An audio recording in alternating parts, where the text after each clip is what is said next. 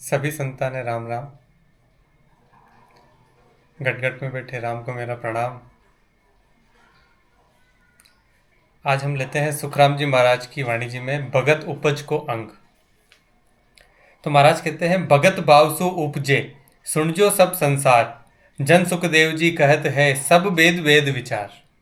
महाराज फरमाते हैं कि सब वेदों के ज्ञान का विचार करता हूँ, सब संसारी सुनो, भक्ति भाव से पैदा होती है। देखिए, भक्ति भाव से पैदा होती है।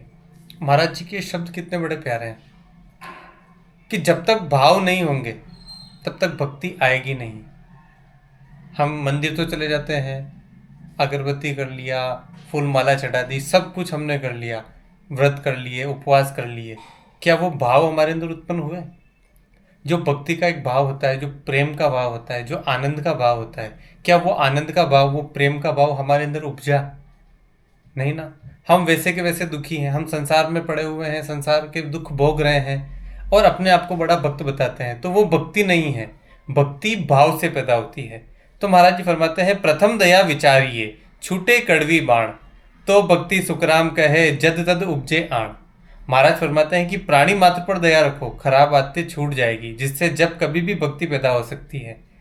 तो महाराज जी कहते हैं कि ये कड़वी वाणी, जो कड़वी वाण है ना, अपन जो बोलते हैं वाणी, ये वाणी जब छूट जाती है, जब आपकी वाणी के अंदर ये मधुरता आने लगती है, आपकी वाणी से रस बहने लगता है, आप हर प्राणी मात्र को उसके पद के हिसाब से नहीं पुकारते, आप हर प्राणी मात्र को राम के नज़रिए से देखते हैं, हर घटघट में आपको राम दिखाई पड़ने लगता है, तब आपके अंदर भक्ति आती है, तब ये केवल ये ज्ञान आपके अंदर आता है। तभी महाराज कहते हैं कि साक शब्द को कान दे बेट संगत में जाए, तो भक्ति सुखराम कहे जद तद उपजे आए। महाराज फरमाते हैं कि महापुरुषों के साक शब्द को ध्यान से सुने, सत्संग में जाकर बैठें, तो जब कभी भक्ति पैदा हो सकती है। देखिए, सत्संग में जाने से, अच्छे शब्द सुनने से हमारे अंदर वो विचार पैदा होते हैं, हमारी आत्मा वो सोचने पर मजबूर हो जाती है कि मैं यहाँ क्यों आया हूँ, इस धरती पर मुझे जन्म क्यों मिला है, इस मृत्यु लोक में मुझे जन्म क्यों मिला है, ये शरीर अगर मुझे मिला है तो इसका कुछ ना कुछ कारण होगा, इसका कोई ना कोई लक्ष्य होगा, इसकी एक जो संभावना है, परम संभावना है, उस तक पहुंचने का एक लक्ष्य है, जो आनंद पद और केवल पद में रहने के बाद ही हमें वो संभावना प्राप्त हो सकती है। तो महाराज कहते हैं कि जब हम सत्संग सुनते हैं तो वो जो बातें हैं, जो सत्य है, जैसे जो संसार में हम सब कुछ जो देखते हैं ना, संसार तो झूठ है, संसार की सारी बातें झूठ है, लेकिन सत्य क्या है? सत्य यह है कि हम उस परमात्मा तक, हम उस परमपिता परमात्मा तक कैसे पहुंचे, हमारी आत्मा का मिलन उस परमात्मा से कैसे हो, ये सत्य है, ये सत्य का मार्ग है। और इसी की संगति करते हुए, सत्संग करते हुए हम उस मार्ग तक पहुंच सकते हैं। तो सुनेंगे, साधु जनों को पूछेंगे, सत्संग करेंगे, तभी हम वहां जाकर पहुंच सकते हैं, तभी हमारे अंदर भक्ति पैदा हो सकती है। संतरी संगत करे जो जो त्यो करके आण, तो उपजे सुखराम कहे भक्ति भेद बिखाण। महाराज फरमाते हैं कि जो संत स्वरूप आनंद पद की भक्ति करते हैं, उनकी संगति जैसे तैसे करें, और वेद सहित भक्ति का बखान सुनने से भक्ति पैदा हो सकती है। देखिए, भक्ति पैदा होगी भाव से, और भाव कब आएंगे? जब ये जागरण होगा। जागरण तब होता है जब हम गहरी नींद से उठ जाते हैं। देखिए, हम रात को सोने चले जाते हैं, गहरी नींद में होते हैं, तब हम एक अलग ही संसार में पहुंच जाते हैं। वो अलग संसार होता है हमारे सपनों की दुनिया। उस सपनों की दुनिया के अंदर हमें पता ही नहीं चलता कि हम कभी राजा बन जाते हैं, कभी चोर बन जाते हैं, कभी भिखारी बन जाते हैं, कभी हंसते हैं, कभी रोते हैं, कभी डर से कंपकपाते हैं। सारे खेल, सारे नाटक वहाँ हो रहे होते हैं, लेकिन हमें बोध ही नहीं होता कि हम सपना देख रहे हैं या ये सच में ऐसा हो रहा है। लेकिन जैसे ही हमारी आँख खुलती है, नींद टूटती है, सपना भी टूट जाता है। बिस्तर पर, जिस बिस्तर पर हम रात को सोए थे, उसी बिस्तर पर हम उठते हैं। बाकी हम जो सोने के दरमियान जो नींद था, जो सपने थे, सपने के अंदर हम अलग ही दुनिया में पहुंच जाते हैं। वो दुनिया स्वतः ही समाप्त हो जाती, विलीन हो जाती, क्योंकि वो सब कुछ जो था भ्रम था, सपना था। उसी तरीके से हम भी इस धरती के ऊपर, इस संसार के अंदर, इस भ्रम के अंदर, ये भ्रमों का संसार है, सारी जगह भ्रम फैला हुआ है, संसार माया है, माया है, भ्रम है। इस भ्रम के अंदर हम गहरी नींद में सोए हुए हैं, जिसे बोला जाता है आध्यात्मिकता की नींद। हम आध्यात्मिकता की ऐसी नींद में सोए हुए हैं कि हमें पता ही नहीं और हम उलझ जाते हैं। यहाँ के पद पर प्रतिष्ठा ले लेते हैं। यहाँ पे अगर हम राजा है तो राजा, चोर है तो चोर, भिखारी है तो भिखारी, जो पद हमें यहाँ मिल जाता है संसार का, हम उस पद को अपना मान लेते हैं। हम अपने सारे पद भूल जाते हैं। जबकि जब ये जागरण आता है, जब हम सत्संग सुनते हैं, तो महाराज कहते हैं कि हम आनंद पद के ऊपर हैं। हमारा जो पद ये सांसारिक पद नहीं है, ये संसार के सपने का पद नहीं है। हमारा जो पद है वो आनंद का पद है, और आनंद के पद के अंदर हमें सिर्फ केवल ये ध्यान दिखाई देता है। हर घट घट में राम दिखाई देता है। यहाँ अच्छा बुरा, सुख दुख, सारी चीजें विलीन हो जाती है। तो जैसे जैसे हम सत्संग करेंगे वैसे वैसे हमारे जीवन में जागरण आता जाएगा, और जागरण आएगा तो उससे हमें ये बोध होगा कि हम इस धरती पर क्यों आए हैं, हमारा जन्म इस धरती पर क्यों हुआ है। क्या हम सुख दुख भोगने के लिए आए हैं?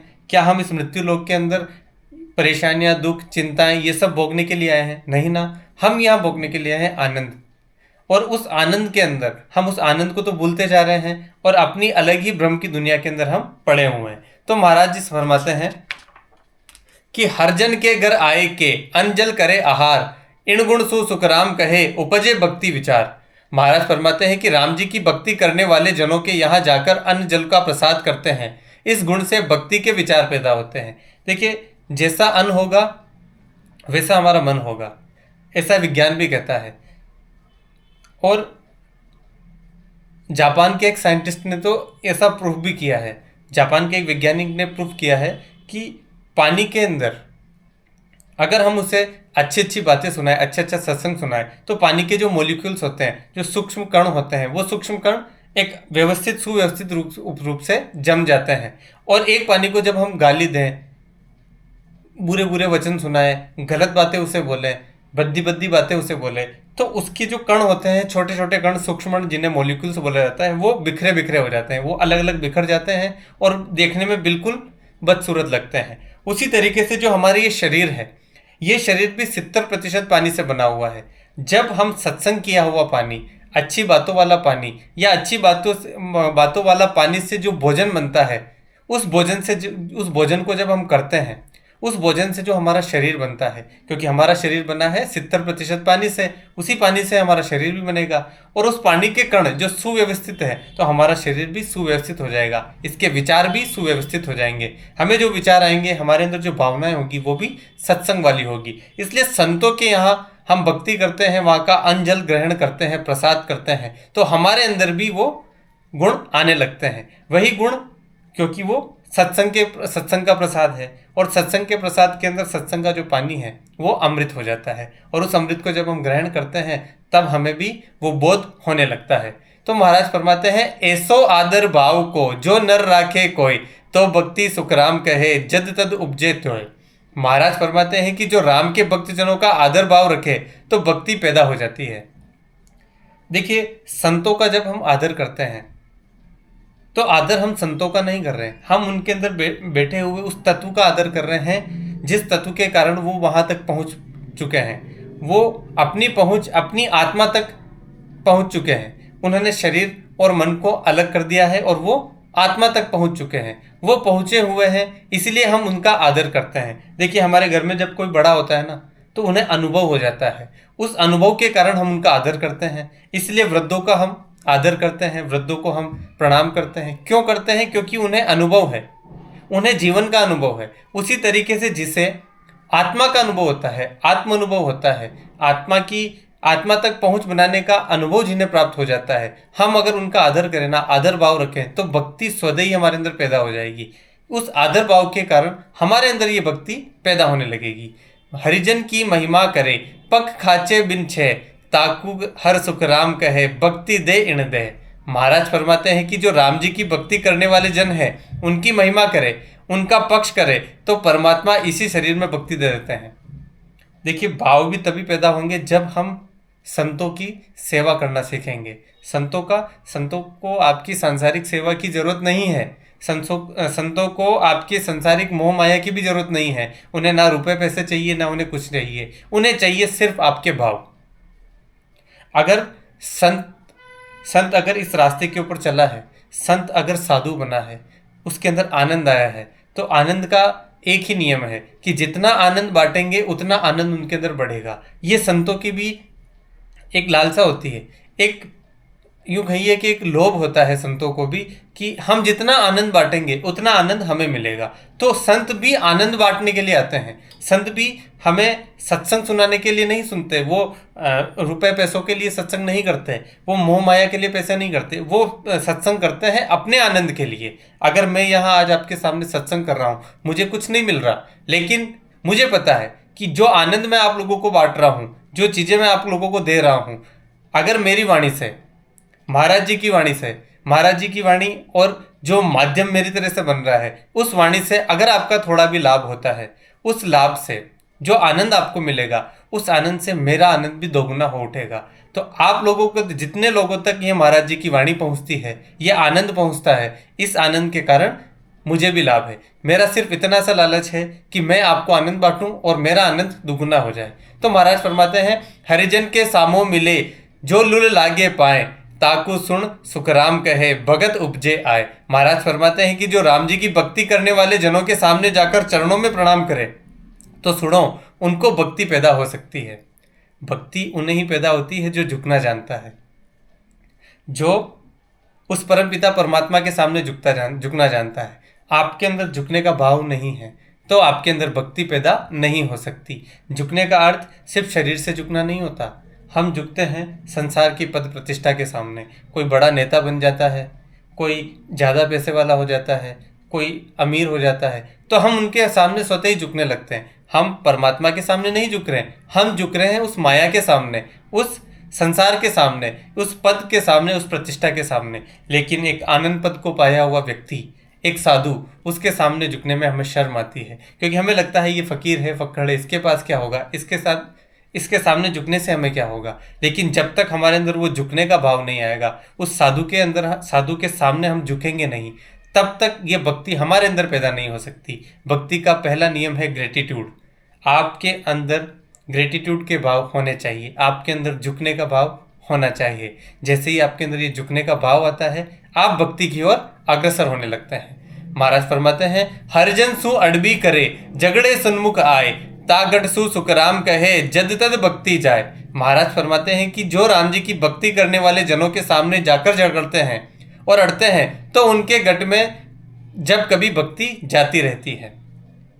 भूलो चूको आण के जे मेले प्रसाद, इन गुण से सुखराम कहे छूटे विष जुग बाद।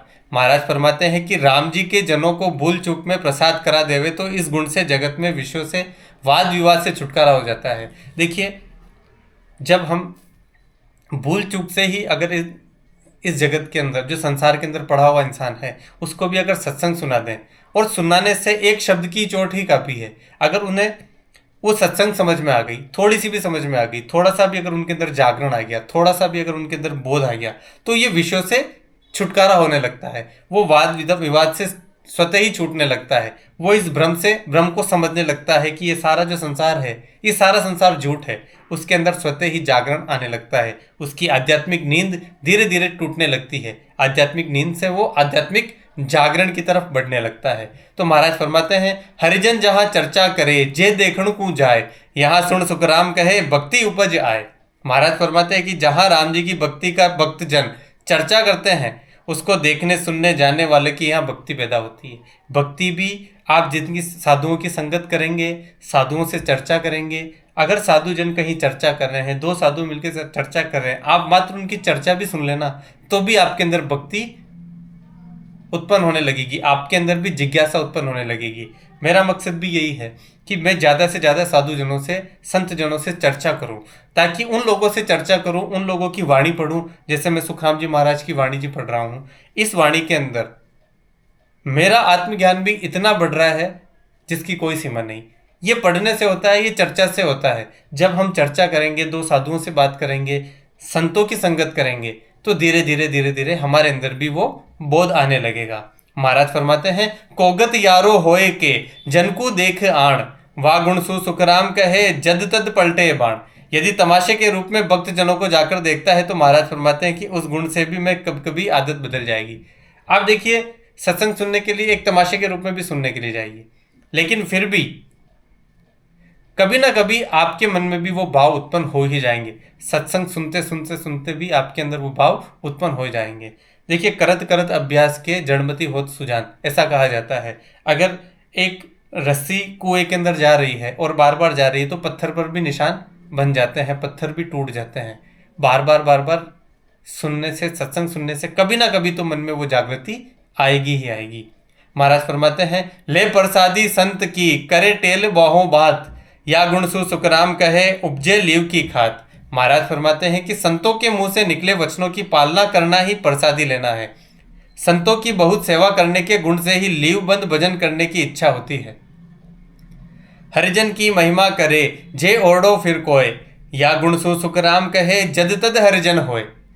राम जी की भक्ति करने वाले जनों को उनके सामने जाकर महिमा करने से जब कभी भी वह हरिजन होता है, यानी वो भक्ति करने में लग जाता है, तब जिण घर की सुन चीज रे हरिजन के अंग लाग, या गुण सु सुखराम कहे जद तद जागे भाग। जिस घर की वस्तु हरिजन के अंग लगती है, उस गुण से भी महाराज फरमाते हैं कि उनका कभी ना कभी भाग्य जाग जाता है। देखिए, जिस घर में सत्संग रोज होती है, जिस घर के अंदर संतों का सम्मान हर जगह होता है, जिस घर में हमेशा ब्रह्म की स्तुति होती है, हमेशा सत्संग का पाठ होता है, हमेशा किसी न किसी संत की वाणी जी पढ़ी जाती है, तो उस घर के अंदर का जो हर वस्तु होती है, उस घर की हर एक वस्तु हरिजन की वस्तु हो जाती है। उनके गुण कभी ना कभी भाग्य जगा देते हैं। भाग्य जागने का मतलब ये नहीं कि आपको पद प्रतिष्ठा सम्मान सब कुछ मिल जाएगा। भाग्य जागने का अर्थ ये है कि आपको आत्मबोध हो जाएगा, आप उस आनंद पद के रास्ते पर चल निकलेंगे।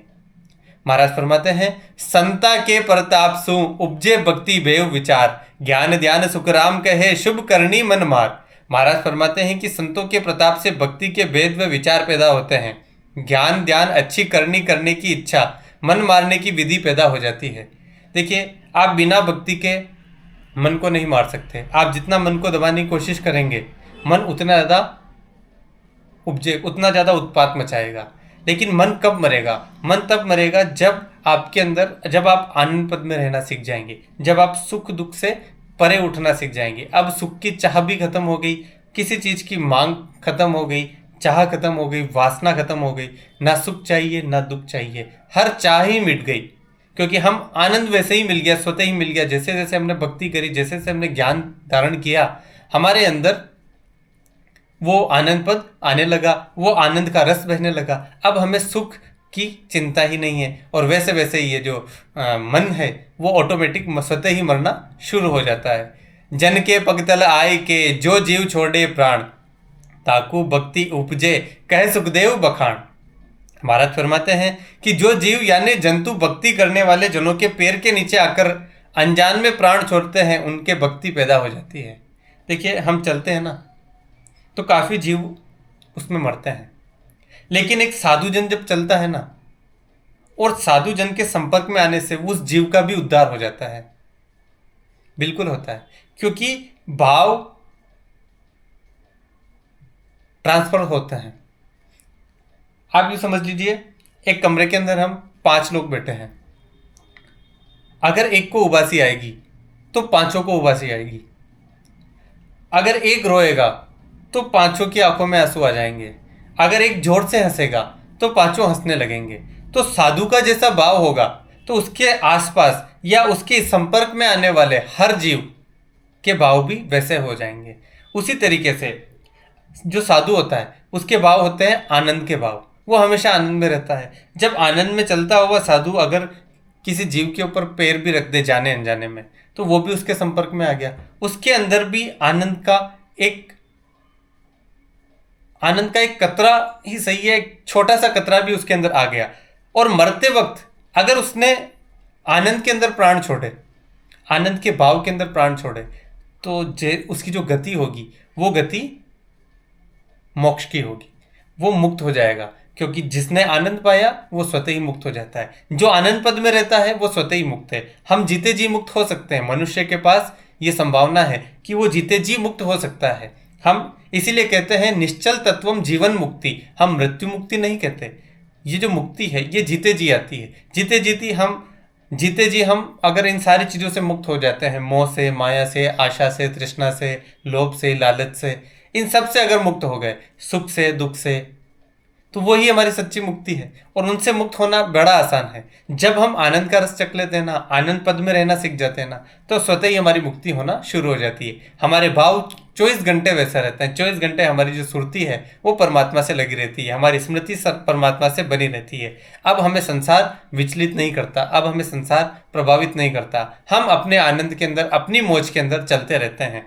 तो जो साधु होता है, जो आनंद पद के अंदर रहता है, उसके संपर्क में आने वाले जितने भी लोग हैं, उनकी भी मृत्यु जब होती है तो उन्हें भी मोक्ष होना निश्चित है। महाराज फरमाते हैं, जन की जूठन गिरत है, बुलर पावे कोय, जो कण मुख में जात है, भक्ति उपजे सोए। जहाँ जन प्रसाद करते हैं वहाँ कोई कण, झूठा कण गिर जाता है तो कण भूल से भी किसी के मुख में चला जाता है, उससे भक्ति पैदा होती है। कहते हैं साधु का तो झूठा भी आपके अंदर वो भाव पैदा कर देता है। महाराज फरमाते हैं, परम भक्ति सो उपजे, सो यहाँ कही बकाण, सुन जो सब सुखराम कहे, साध संत सब आण। प्रेमा भक्ति जिससे पैदा होती है उसको यहाँ विस्तार से कहा है। महाराज फरमाते हैं कि सभी साध संत आकर सुनो, पूर्व जन्म में भक्ति रे, कीवी जगत कुल खोए, ताकू सुन सुखराम कहे, भक्ति प्रकट जोए। जिसने पूर्व जन्म में जाति कुल को खोकर जिन्होंने भक्ति की है, महाराज फरमाते हैं कि सुनो, उनके भक्ति प्रकट होती है।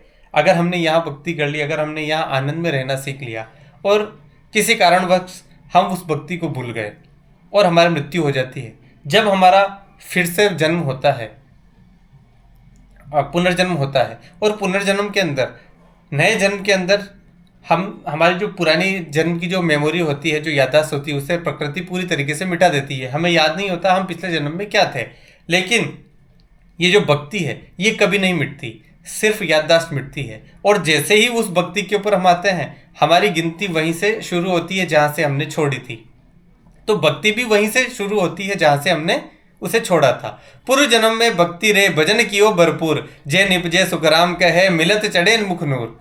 जिन्होंने पूर्व जन्म में भरपूर भक्ति भजन किया है, महाराज फरमाते हैं कि वो संसार में पैदा हुए हैं तो उनके दर्शन होते ही भक्ति करने में लग जाते हैं। ओ गुण पाछे में किया, ते भी साख के माए, प्रेम भक्ति सुखराम कहे, या बित उपजे आए। 23 साख में मैंने भक्ति पैदा होने की बात कही है। महाराज फरमाते हैं कि इस विधि से प्रेमा भक्ति पैदा होती है। ये था महाराज का इति श्री भक्ति उपज का अंग संपूर्ण होता है। राम राम।